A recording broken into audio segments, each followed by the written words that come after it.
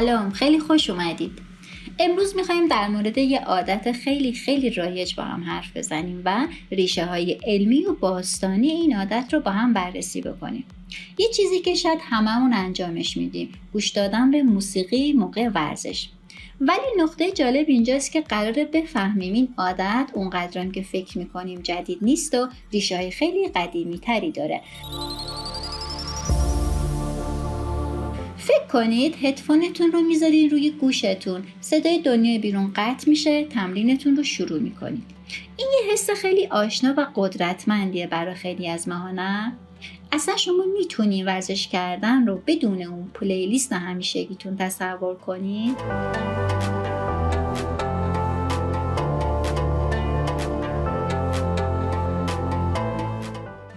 واقعیتش اینه که برای خیلی از ماها دیگه موسیقی یه جورایی با باشگاه و ورزش گره خورده. خب آدم با خودش فکر میکنه که این یه عادت کاملا مدرنه، یه چیزی است که با اومدن گوشی‌های هوشمند و ایرپادها تازه مد شده.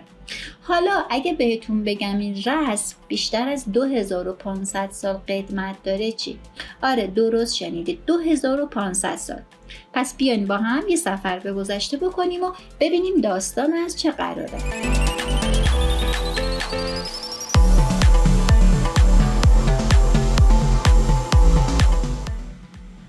خب اولین توقف ما یونان باستانه، جایی که جیمنازیوم فقط یه سالن وزن زدن مثل امروز نبوده.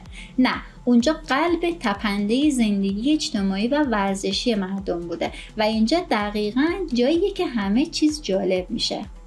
یه نگاه به این مقایسه بندازین. ابزارهای مدرن ما انگار یه نسخه باستانی داشتن.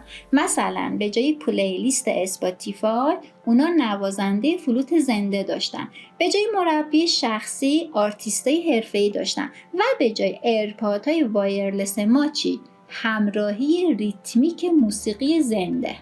خب این آرتیستا ببینیم کی بودن؟ اینا نوازنده های حرفه‌ای یونان باستان بودن که یه سازی به اسم اولتس می زدن. یه چیزی بوده شبیه فلوت دوتایی. ولی کارشون فقط نوازندگی نبوده، اونا در واقع اولین مربی های شخصی تاریخ بودن که با استفاده از ریتم می اومدن و ورزشکار رو راهنمایی می کردن. و اینجا می بینیم که کارشون چقدر دقیق و پویا بوده.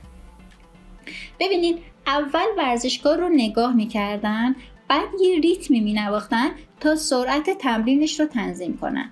اگه میدیدن فرم بدن ورزشکار اشتباهه، سرعت موسیقی رو کم و زیاد میکردن تا درستش کنن و آخر سرم از ملودی های مختلف برای انگیزه دادن و روحیه بخشیدن استفاده میکردن. یعنی یه جورایی هم مربی بودن هم دیجی.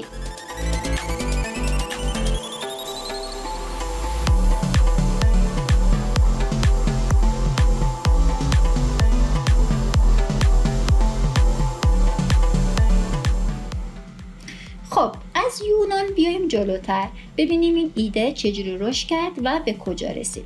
حالا مقصدمون روم باستانه، جایی که این ایده از تمرین‌های تک نفره به هماهنگ کردن یکی از منظم‌ترین ارتش‌های تاریخ تبدیل شد.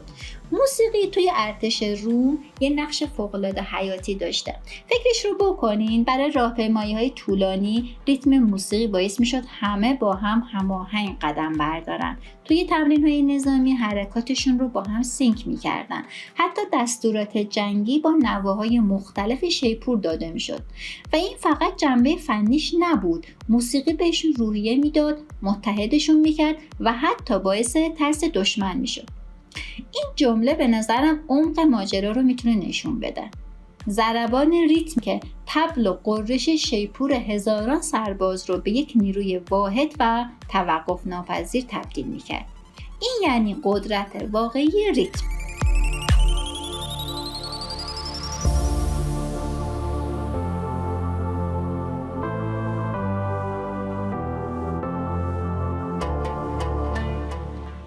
خب تا اینجا تاریخ رو گفتیم، ولی سوال اصلی اینه چرا موسیقی اونقدر روی ما موقع ورزش تاثیر میذاره؟ واقعا چه علمی پشت این ترکیب صدا و این عرق ریختن هستش؟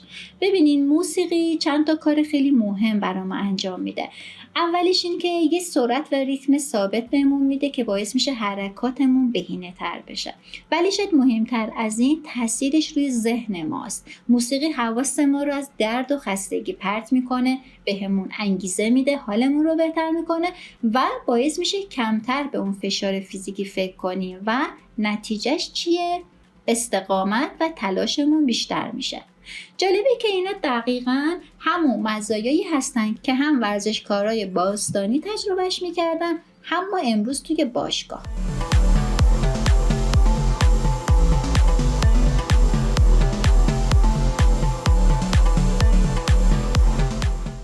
پس میبینیم که این داستان خیلی فراتر از یه عادت مدرنه، نه؟ این یه جور ریتم انسانی انگار که زمان و مکان نمیشناسه، گذشته رو به حال وصل میکنه، مثل یه خط زمانی خیلی قشنگ پیوستگی رو نشون میده. از اون آلتورویزها توی جیمنازیوم های یونان شروع میشه، میرسه به ارتش روم که با موسیقی رژه میرفت، بعد میرسه به آهنگ های کار توی قرون وسطا و در نهایت به پلیلیست شخصی خودمون توی باشگاه های امروزی.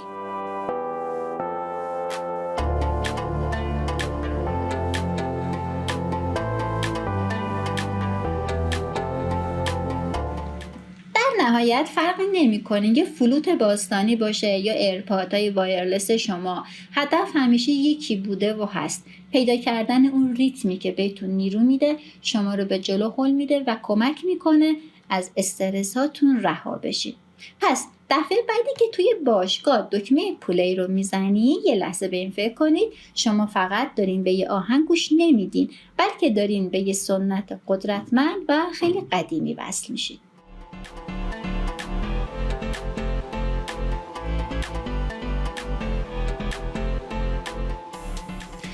امیدوارم از این بررسی کوتاه لذت برده باشین. حتما نظراتتون رو برامون بنویسید. دوست داشتین ما رو دنبال بکنید تا ویدیوهای بعدی ما رو از دست ندین. ممنون از همراهیتون با جهان لوگوس.